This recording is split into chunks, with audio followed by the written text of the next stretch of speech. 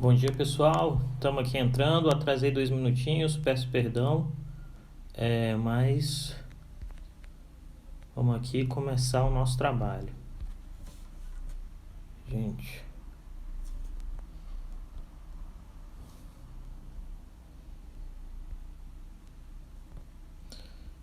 tô querendo aqui.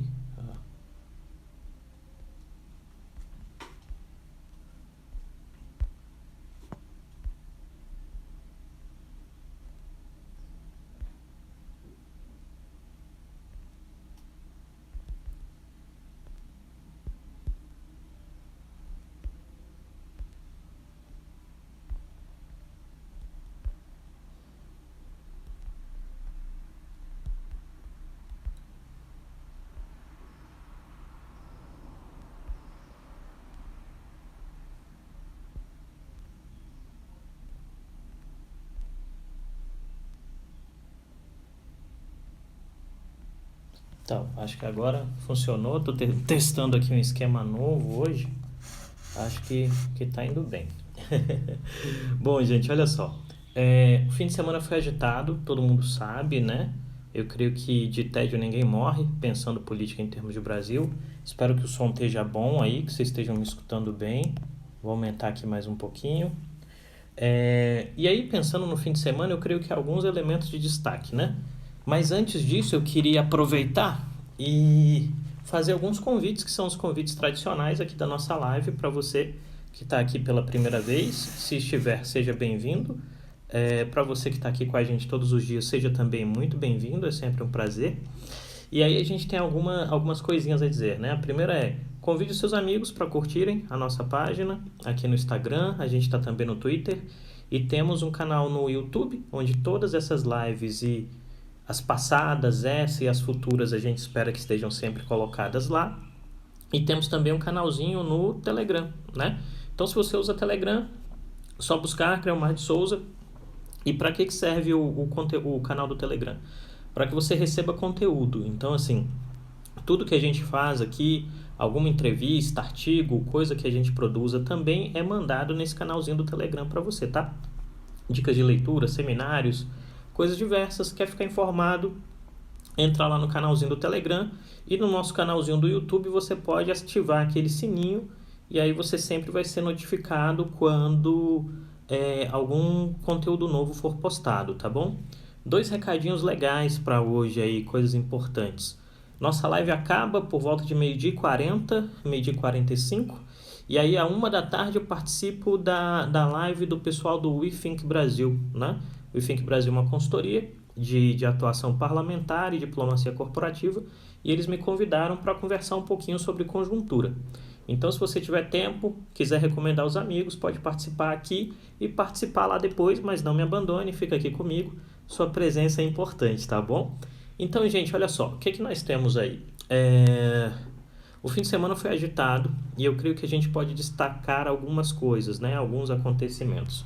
Eu creio que o mais importante deles é a reportagem da Folha de São Paulo, que envolve uma denúncia de um antigo aliado do presidente Bolsonaro contra o filho dele, né? Dizendo que o filho, o senador Flávio Bolsonaro, foi informado por uma fonte dentro da Polícia Federal de que haveria uma operação da Polícia Federal contra ele e contra um dos seus aliados, que é o caso Queiroz, né? Que é algo que vem castigando a reputação do Flávio Bolsonaro desde o início do governo, né? Eu creio que esse é o primeiro elemento de destaque. E aí, por que isso é um elemento de destaque? Porque o que nós temos observado, desde a saída do Sérgio Moro para cá, é uma disputa dentro desse polo político conservador, né, por votos. Né? Por votos, que votos especificamente? Por votos daquele eleitor que está preocupado com a questão moral em termos políticos, basicamente, né? Que seria aquele eleitor conservador que votou no Bolsonaro porque o Bolsonaro tinha um discurso muito forte durante a campanha eleitoral de combate à corrupção e de enfrentamento da corrupção. Esse discurso e esse panorama político foi posto em desafio, sobretudo a partir do fato de que o presidente Bolsonaro efetivamente tinha uma questão importante, que é o fato de que o ex-ministro Sérgio Moro sai do governo e informa na sua saída do governo que efetivamente ele não havia recebido as condições de trabalho que eram condições importantes para sua manutenção no cargo, né? Isso faz com que, em algum sentido, se abra, né, uma espécie de dissensão dentro desse campo político conservador.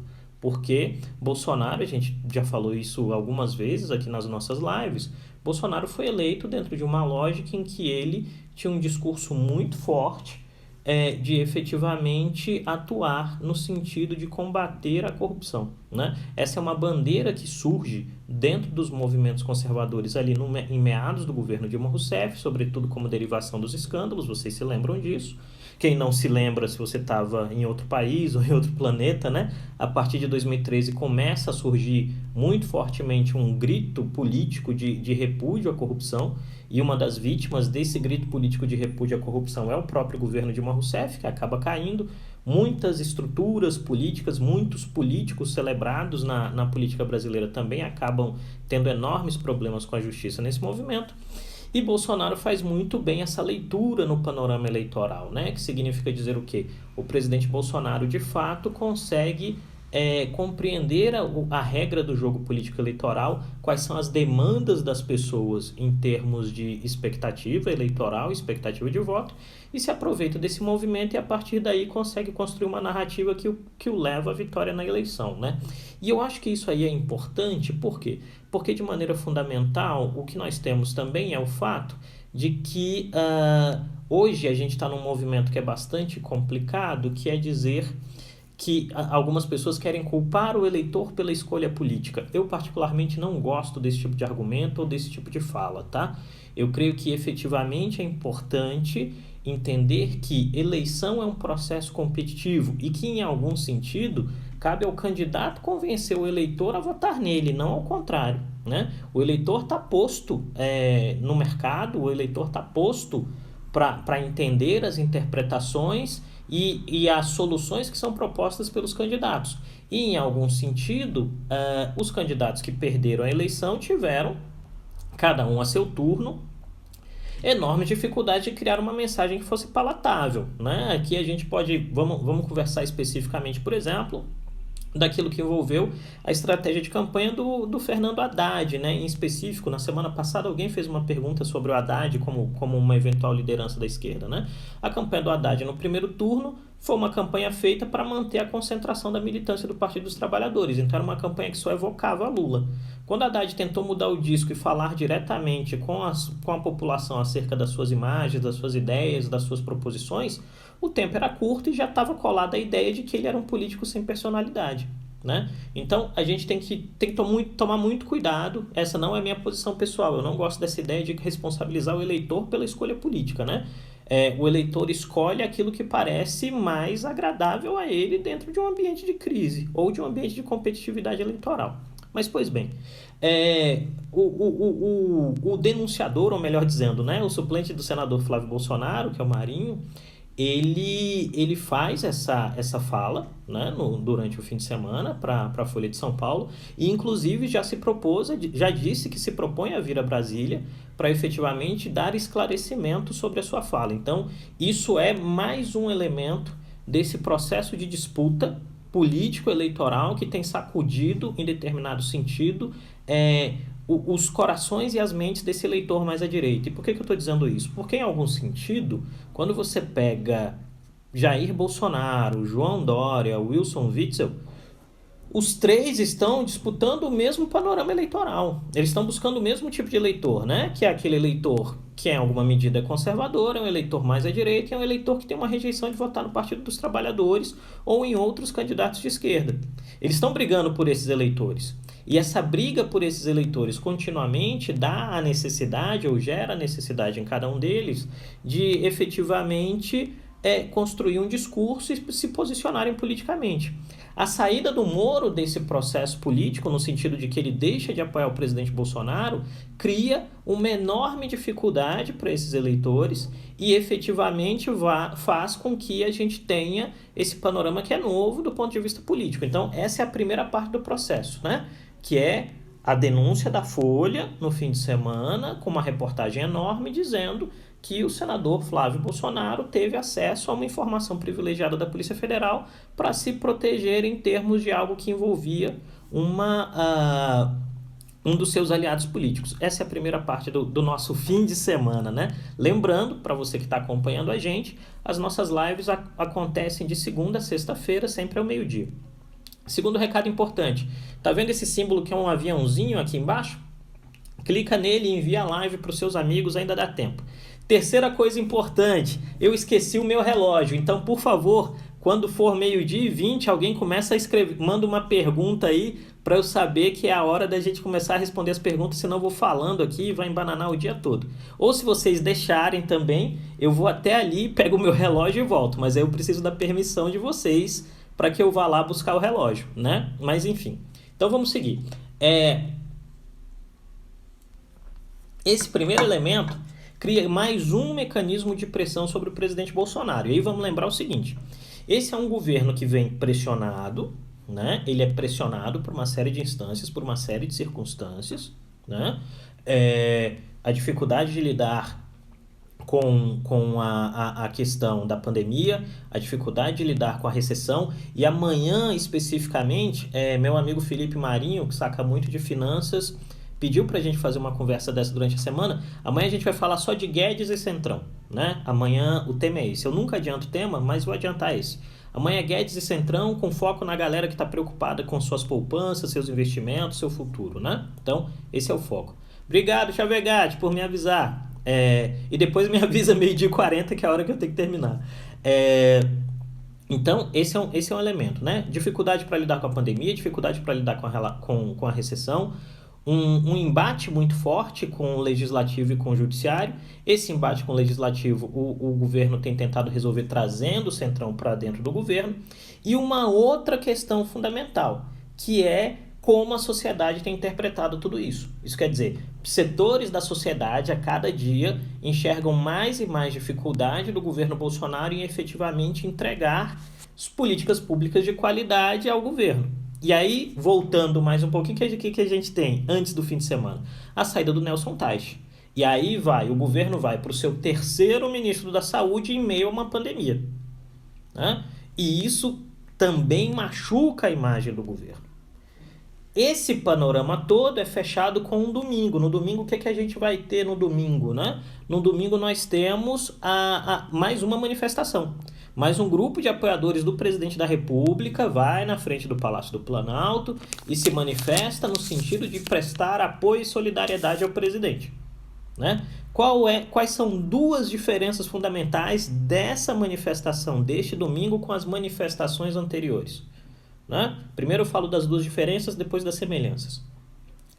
A primeira diferença que é bastante evidente desta vez não haviam, pelo menos eu não os vi, né? Não haviam, e até o presidente faz menção sobre isso, é importante dizer, não haviam cartazes alusivos a ações ou posicionamentos antidemocráticos. Isso quer dizer, a manifestação tira, né? A militância orgânica tira os cartazes, fecha o STF, fecha o Congresso, intervenção militar constitucional, eles tiram esses cartazes e estão lá prestando apoio ao Bolsonaro. Esse é o primeiro elemento, né? Que é diferencial. Qual é o segundo elemento diferencial importante também nesse diálogo? O segundo elemento diferencial importante é que desta vez o presidente da República leva mais 11 ministros consigo, né? Mais da metade do ministério do Bolsonaro, em algum sentido, né?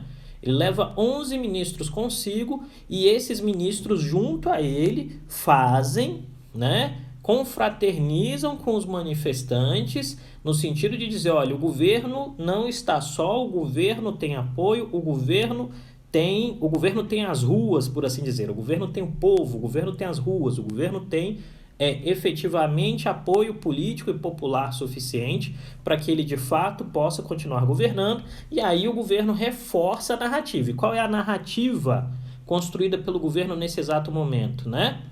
Ian, excelente ponto, eu vou falar das semelhanças daqui a pouco, né? E qual é a narrativa do governo nesse momento? Vamos lembrar, a gente conversou sobre isso A gente conversou sobre isso na semana passada. A narrativa desse momento é que o governo não faz tudo o que quer porque não pode, porque ele é constrangido institucionalmente. Ele é constrangido pelo legislativo e ele é constrangido pelo judiciário. Então a guerra, vamos separar as emoções do que é a realidade política. A guerra narrativa do presidente Bolsonaro contra o isolamento social, por exemplo, é uma guerra que pelos meios institucionais ele não pode vencer. Né? Ele não pode vencer porque o Supremo Tribunal Federal disse que a responsabilidade última dessas questões envolve os governos dos estados e as prefeituras. Então o presidente está de mãos atadas. Ele não vence essa guerra por si. Mas ele pode agir de forma a tentar articular pressão e desobediência civil, que é o que ele tem feito. Né? Ele tem tentado instigar as pessoas a efetivamente confrontarem a ideia do isolamento como uma ideia ruim. Tá? Esse elemento retórico ganha uma nova característica com um ponto que minha amiga Isadora acabou de dizer aqui. Ele traz os ministros para a manifestação e divide com os ministros o ônus e o bônus de estarem participando da manifestação. Divide o ônus por quê? Porque no que concerne a crítica, os ministros estão diluídos junto com ele no que concerne a crítica. Mas naquilo que concerne a uma maior aproximação com aquela base que está ali presente, os ministros ganham o bônus disso também. Ele divide a responsabilidade, ele divide o ganho e a perda com os ministros que vão com ele na manifestação. Isso é importante. Qual é a semelhança desta manifestação com as manifestações anteriores? E a gente fez uma live em que nós discutimos o papel da militância do bolsonarismo, né, nesse exato momento. É que a militância tem um número pequeno, né? A militância tem um número pequeno, mas de fato a militância é orgânica, né? A militância é orgânica. A militância tem a capacidade de mostrar ali um nível de coesão, e esta coesão efetivamente serve, né, para um propósito. O propósito é demonstrar apoio popular ao presidente. Aí o presidente atua com dois elementos fundamentais. O primeiro elemento fundamental é que nas métricas de pesquisa, a base de apoio ao presidente parece não baixar dos 25%, 30%. Né? Isso quer dizer, se você for olhar, está sempre ali, entre 25% e 30%. 25% e 30% eu acho um governo ótimo e bom. Né? A maioria das pesquisas tem isso. Não tem nenhuma que deu menos de 20% de ótimo e bom para o governo Bolsonaro. Né? E de outro lado, ele reforça isso com as pessoas que vão às ruas. E aí tem uma vantagem estratégica da lógica de isolamento social e do momento da pandemia para o presidente, que é aquele que hoje não apoia o presidente, em determinado sentido, comprou o discurso, ou comprou a lógica, ou está posto dentro da lógica da polarização política do isolamento. Né? Que significa dizer o quê? Que de fato eu vou ficar em casa se eu posso. À medida que essas pessoas ficam em casa, que tem todo o custo derivado da pandemia, do risco de contágio, essas pessoas efetivamente não vão fazer nenhum tipo de manifestação. E aí a gente entende o outro fenômeno, que é especificamente o fato de que o presidente não tem feito pronunciamentos em cadeia nacional. Como o presidente tem falado? Na estrutura narrativa da campanha, né? Eu uso o YouTube, uso o Facebook, uso o Twitter, mas não vai na rede. Porque se ele vai à rede de TV, aí vem o panelaço. O panelaço é um medidor que o presidente quer evitar. E aí ele tenta, em algum sentido, construir uma lógica, né, que dê a ele a possibilidade de ter vantagem nessa estruturação narrativa. Então, o que é que nós temos? A cada momento que surge, essa é a lógica que a gente tem observado hoje, né? A cada momento que surge, né, de fato, uma nova lógica, uma nova denúncia contra a presidência se ampara no seu componente de militância para sobreviver a partir daí. Entende? Esse é o ponto, né? 12h21, obrigado aí para quem me avisou, e já temos uma primeira pergunta, né? Lembrando, eu tô vendo que algumas pessoas têm comentado aqui na live, tá? E às vezes eu tenho um pouco de dificuldade de juntar o raciocínio com algum comentário que vai rolando aqui na live. Eu adoro os comentários, acho que dá dinamismo, mas o melhor jeito de atender também é se você usar a ferramenta de perguntas do Instagram, porque aí eu consigo olhar a pergunta e responder com calma, tá bom? Obrigado aí, Dário, pelo comentário. Eu queria agradecer também o professor André Lopes, que está aí, fez alguns comentários legais. Gabriel, Lidiane, outras pessoas que entraram. Agradecer a Isabela pela primeira pergunta. Meu amigo Felipe Marinho, que sabe muito de investimentos e finanças, entrou aí. E eu adiantei aqui que, graças a uma conversa que eu tive com ele no fim de semana, amanhã a gente vai conversar sobre Guedes e Centrão, né? Instigando o Felipe para a gente fazer uma conversa em algum momento. Aí vem a primeira pergunta da Isabela aqui. Gente, Isabela sabe muito de tecnologia, sigam a Isabela, tá? Tem uma galera muito boa aparecendo por aqui. Você avalia que a militância ao presidente, que apoia o presidente, tende a diminuir ou aumentar? Isabela, isso depende de duas variáveis, né? Uma primeira variável é a capacidade de elasticidade da narrativa do Bolsonaro, né? Que significa dizer o quê? A cada nova denúncia que surge, a cada fato novo que surge, que coloca o governo contra as cordas, qual é a capacidade efetiva que o governo tem de reagir a essas denúncias, criando elementos que sejam, em algum sentido, capazes de aderir mais gente à sua base de apoio. E aí, nesse momento específico, eu acho que uma grande dificuldade que o governo tem é o fato de que, efetivamente, uma política que é muito importante para que o governo possa compensar a perda de apoio resultante da saída do Sérgio Moro com a chegada de novos tipos de apoio, sobretudo dos brasileiros mais pobres, é dependente efetivamente da capacidade que o governo tenha de pagar no dia e efetivamente o auxílio emergencial. E esse me parece ser, até o presente momento, um grande obstáculo do ponto de vista prático. Por quê? Porque as pessoas que estão na iminência de receber o auxílio emergencial, e aí essa semana as pessoas começam a receber a segunda parcela e tem gente que não recebeu a primeira ainda, né? Essas pessoas são efetivamente um exército de reserva que pode levar Bolsonaro a um segundo turno em termos de eleição presidencial. Vamos lembrar o seguinte, tá? Isso em qualquer democracia do mundo. Grupamentos sociais de baixa renda que sejam amparados por políticas públicas de cunho afirmativo, redistributivo ou distributivo, tendem a votar no governo que consegue manter esse fluxo de assistência mais eficazmente. Tá? Isso acontece no Brasil, isso aconteceu no Brasil, para você ter uma ideia. Na primeira geração de receptores de benefícios sociais no Brasil, no governo Fernando Henrique, essas populações votaram em massa no Fernando Henrique na reeleição. Né? O PT demorou a conseguir esses votos. Né? Não é que os mais pobres sejam, por natureza, petistas ou socialistas. Na verdade, eles vão construir uma memória afetiva com um governo que consiga atendê-los. E aí hoje, o que o governo Bolsonaro tem que conseguir construir em algum sentido é a lógica de que o governo Bolsonaro seja visto por essas pessoas como alguém que consegue prover os benefícios. E nesse aspecto, a leitura do governo até aqui, de construir uma ideia de que efetivamente você entregaria, você resolveria o problema do auxílio emergencial com uma simples lógica de bancarização, parece não ter funcionado. O governo ignorou as estruturas do sistema de assistência social e foi direto jogando tudo na Caixa Econômica, e até agora não tem funcionado direito.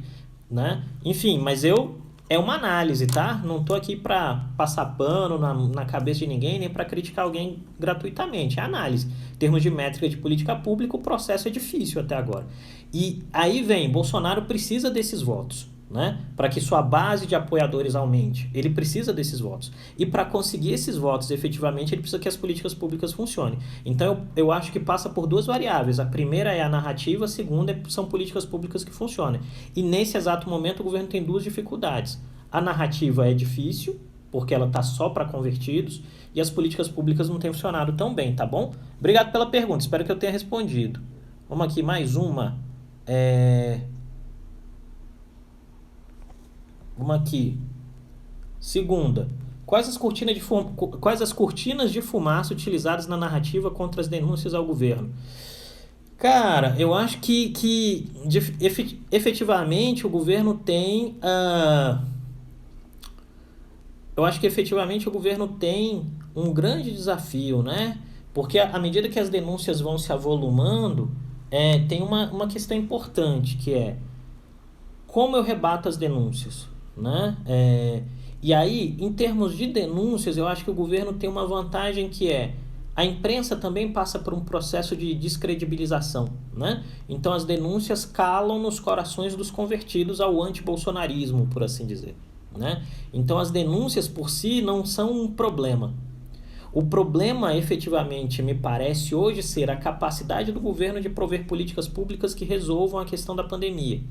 E aí, nesse aspecto, a dificuldade do governo em lidar com a pandemia tem sido tratada a partir da narrativa de dizer que o governo está de mãos atadas porque tem uma crise institucional, tem uma espécie de leitura equivocada do Pacto Federativo pelo Legislativo e o Judiciário, e isso efetivamente cria uma dificuldade para que o governo governe. Se a cortina de fumaça, em algum sentido, está na lógica de dizer que o governo não é permitido ao governo governar. E à medida que não é permitido ao governo governar, efetivamente o governo tem enorme dificuldade para fazer sua agenda. Essa é a cortina de fumaça até aqui. É saber quanto tempo isso dura e quanto tempo dura a paciência do eleitor médio, inclusive desses 30% que apoiam o Bolsonaro e acham o tempo todo que é ótimo ou bom, porque a situação tende a piorar. E aí vamos voltar no passado recente. A Dilma, teoricamente, tinha também esses 30% do eleitorado, mas à medida que a situação econômica foi ficando mais e mais dramática, ela perdeu. E aí ela perdeu, derreteu, aí o Congresso falou, opa, tá na hora. Porque aí é importante lembrar, né? Impeachment não é processo jurídico, gente. Tá? Impeachment não é processo jurídico, impeachment é processo político. O Congresso tem que olhar para a presidência da República e pensar, olha, não tem mais condição. Ou então, é melhor para mim, congressista, que esses caras caiam do que continuem, porque está me atrapalhando cotidianamente. Enquanto isso não acontecer, de fato, você não tem uma alteração da balança de poder. E nesse exato momento, a balança de poder é muito favorável ao Bolsonaro ainda, né? Ele conseguiu cooptar um pedaço do Centrão, né? E aí vem... ele tem que explicar isso para o eleitor dele, né? No sentido de dizer, olha, eu trouxe o Centrão aqui porque não estão me deixando governar. A narrativa vai ser essa, né? Mas ele tem um outro problema concreto, que é a questão da pandemia, que tem até uma pergunta sobre isso aqui, e eu vou nela agora, né? Uma aqui, pergunta do Dário, né? Obrigado, Dário, pela sua pergunta. Quais impactos nesse cenário da nova troca do Ministério da Saúde? Pode auxiliar ou piora? Dário, pergunta excelente, né? Eu creio que tem um problema de construção de agenda no Ministério da Saúde. Efetivamente, o presidente da República tem uma interpretação sobre o fato, né? A interpretação do presidente e do seu núcleo duro de tomada de decisão é a ideia de que, efetivamente, o principal problema não é a pandemia, é a recessão que vem de segunda onda após a pandemia, e ele precisa de alguém que dê a ele a capacidade de ter uma narrativa de afronta à ideia do isolamento social.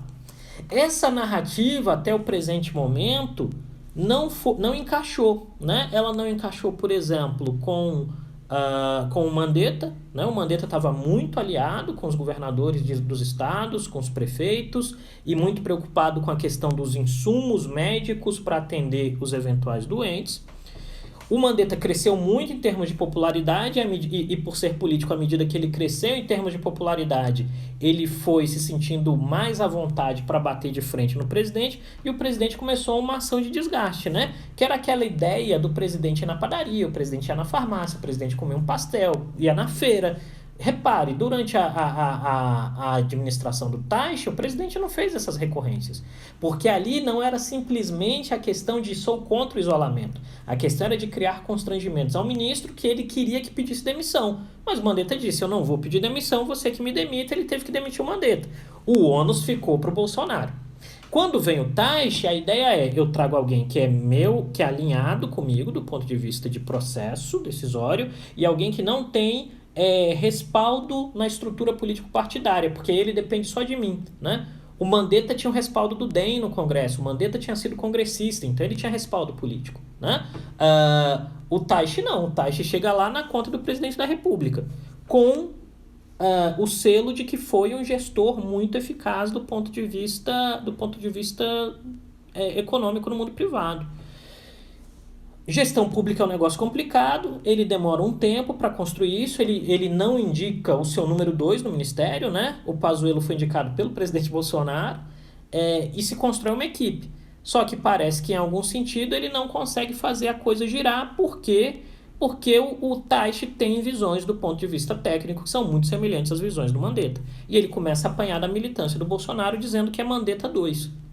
Né? E a grande questão que envolve isso do ponto de vista retórico é o lance do uso da cloroquina e da hidroxicloroquina, né? Que em determinado sentido já estão liberados. O médico pode administrar isso no ambiente hospitalar. O que nem o Mandetta nem o Taixe queria era que o cara fosse na farmácia, comprasse cloroquina e tomasse em casa pelo seu próprio gosto, né? Lembrando, o brasileiro se automedica, a gente sabe disso, mas pelas implicações as pessoas não queriam lidar com o custo político da decisão.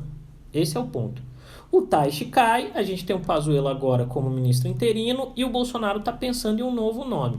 Qual é a vantagem de ter um ministro interino? É que a equipe construída pelo Taixe com a indicação do Bolsonaro, o respaldo do Bolsonaro, colocou o Pazuello e outros militares em postos-chave, essa equipe pode trabalhar. A questão fundamental é, se o presidente em outro momento, daqui a pouco, vem com um terceiro nome, e se esse nome quiser mudar o time? Aí a gente perde mais um mês. Esse é um processo, esse é um problema. E aí, nesse aspecto, eu creio que é o grande dilema. O governo vai ter que escolher. Ou ele quer zerar de novo, apertar o botão de reset e começar tudo de novo, e aí perde mais tempo, mais mortes, mais problemas, ou ele vai manter o caminho. O ponto fundamental, e eu falei isso em lives anteriores aqui, é que efetivamente o Bolsonaro conta com o fato de que os governadores não vão ceder, né?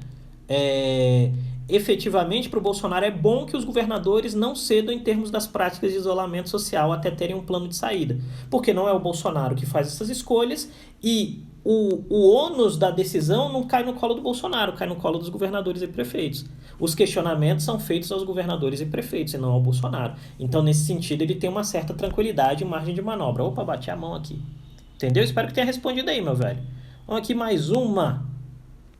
Tem uma pergunta da minha querida amiga Isadora Gomes. Gente, sabe muito de políticas sociais. Sigam a Isadora. Você acha, então, que as políticas públicas como auxílio emergencial são mais efetivas nesse momento de crise do que... Perdi o finalzinho, viu, Isadora, da sua pergunta aqui. Não apareceu para mim. Eu creio que políticas públicas de redistribuição de renda ou de distribuição de renda como auxílio emergencial são muito eficazes em um ambiente de emergência como esse, tá? A questão fundamental é que o auxílio emergencial não vai poder ser permanente. Esse é o ponto. Ele foi construído para durar 3 meses, acho que vai durar isso, né? Mas ele não vai poder virar permanente. Por quê? Porque efetivamente tem um problema de balança de pagamentos. O auxílio emergencial custa por mês o que você gasta com Bolsa Família em um ano. E aí, nesse aspecto, talvez o erro de métrica do que as denúncias. Talvez em termos de métrica, você tenha que o auxílio emergencial é um grande elemento de construção, pode ser um grande elemento de reconstrução da credibilidade e da popularidade do presidente. A questão vai ter que conseguir entregar. Vamos fazer um exercício de memória aqui e lembrar do mensalão, né, que atacou o Lula logo no início do governo. A saída do Lula para sobreviver ao mensalão em termos de governo foram 2 estratégias, né? A manutenção das ações econômicas que vinham do Fernando Henrique e 2, a expansão dos programas sociais. Vamos lembrar que o Lula foi eleito com a ideia do Fome Zero, né? O Fome Zero não funcionou, estava muito vinculado às bases do PT, abandonaram o Fome Zero, reativaram a ideia do cadastro único, que já estava pronta no final do governo Fernando Henrique, pegaram esse cadastro único, unificaram todos os programas sociais e criaram o Bolsa Família. E aí o Lula sobreviveu ao mensalão. Então, em algum sentido, o que é importante para o cidadão em democracias em termos de política pública? Que a política pública funcione. A não ser que a gente esteja em uma sociedade muito rica, muito ilustrada, presidentes podem sobreviver a processos de denúncia se as políticas públicas forem efetivamente boas. E eu não estou falando só de Brasil ou de país pobre, não. Isso pode acontecer em países de democracia de melhor qualidade. Tá? Obrigado pela pergunta. Vamos aqui mais uma. Gente, eu esqueci meu relógio. Alguém pode me avisar quando for 12h40 para eu poder finalizar nosso diálogo? Vamos lá. Você acredita que possa haver sanções internacionais contra o Brasil por conta dos crescentes casos de Covid e as ações do governo? Lucas, obrigado, meu velho. Bom ter você por aqui, viu? Eu acredito que sim. Eu acredito que há esse risco sim, Lucas. Efetivamente, o Brasil não está sendo colocado no grupo de países que estão sendo submetidos, que estão entrando nas pesquisas sobre sobre a Covid-19. E eu já li hoje ou ontem uma reportagem que dizia que o Brasil vai para o fim da fila nos testes da vacina, né? Efetivamente, o posicionamento do presidente Bolsonaro tem sido, ou melhor dizendo, o posicionamento do governo Bolsonaro tem sido questionável e tem gerado um arranho na imagem internacional do Brasil. E eu acho que há inclusive impactos para a indústria do turismo. Imagina o seguinte, se o Brasil não conseguir fazer o dever de casa sobre a Covid-19, efetivamente nós temos o risco claro, de que brasileiros sejam não aceitos em viagens internacionais ou no trânsito internacional, porque não se vai ter garantia de que o país está fazendo o dever de casa. Então o risco é alto, tá? Esse risco é muito alto e eu creio que no pós-pandemia o desafio de reconstrução da imagem internacional do Brasil vai ser enorme e algumas pessoas estão menosprezando isso como impacto diretamente, tá bom? Obrigado pela pergunta, viu, meu velho? Vamos aqui, vamos tentar pegar uma última pergunta antes de responder. O Bolsonaro irá buscar outro ministro da Saúde técnico ou não? Sabrina, eu não faço ideia, né? Eu creio que efetivamente só o Bolsonaro sabe disso e talvez até ele tenha dúvidas nesse exato momento. O que me parece, e nós vimos aí em termos de falas públicas, é que o presidente disse que quer pensar com bastante calma sobre o nome da escolha. Obviamente há um esforço das bases políticas dele para que venha um nome, por exemplo, mais olavista, né? Mas é difícil dizer, porque há grupos diferentes dentro do governo e é uma pressão enorme, né? Pessoal, 12h40, eu quero agradecer as pessoas que têm sido o meu relógio, porque eu esqueci o relógio hoje, né? E eu quero agradecer a todas as pessoas que fizeram as perguntas, né? Foram perguntas maravilhosas. Eu creio que a nossa live tem melhorado a cada dia. Eu quero agradecer as pessoas que têm conversado comigo, que têm me mandado material. Minha querida amiga Flávia Lange está aí, me manda um monte de coisa, um monte de artigo, né? Vocês são pessoas maravilhosas, eu tenho me sentido muito privilegiado com esse momento. E estamos aqui à disposição sempre para conversar. Eu vou agora almoçar rapidinho, porque às 13h eu entro na live do WeThink Brasil para pensar mais um pouquinho sobre conjuntura. Então, quem tiver paciência, interesse e vontade de continuar falando comigo nessa tarde, seja muito bem-vindo. Aguardo vocês. E no mais, eu gostaria de agradecer mais uma vez, dizer para seguir a gente aqui no Instagram, no YouTube, no Twitter, né? Não estou no TikTok. Seguir a minha consultoria aqui no Instagram, no YouTube, no Twitter, Dharma Politics. E a gente segue fazendo esse trabalho com muito carinho, com muito amor. As pessoas que chegaram agora ao finalzinho, convido vocês a estarem comigo aqui, a estarem comigo aqui amanhã ao meio-dia. Nossas lives são feitas de segunda a sexta ao meio-dia, tá bom? E tem um comentário aí bem legal do Leonardo. Até onde eu sei, ele gostaria de ter um civil na pasta da saúde, não militar. Obrigado, pessoal, sempre um prazer. Se puder, fique em casa. Se tiver que sair, usa máscara, usa uma luvinha, álcool em gel. Eu quero mandar um beijo especial às pessoas que efetivamente tem que estar na rua o tempo todo, nesse momento de crise, né? O pessoal que trabalha no setor de alimentação, enfermeiro, médico, policial, bombeiro. A vida não tá fácil e eu sou muito grata a cada um de vocês e me solidarizar aqui com todas as pessoas que efetivamente tenham perdido algum familiar para a Covid-19, tá? Um beijo no coração de cada um de vocês e hoje, até daqui a pouco, né? E para quem não assistiu nossa live no WeThink Brasil, até amanhã. Amanhã a gente conversa, atendendo o pedido do meu grande amigo Felipe Marinho. Eu recomendo que vocês o sigam no Instagram. Amanhã a gente conversa sobre Guedes e o Centrão. Amanhã ao meio-dia, tá bom? Obrigado aí, André. Valeu pelo comentário. Beijo no coração de vocês. Tchau, tchau. Até amanhã. Fui.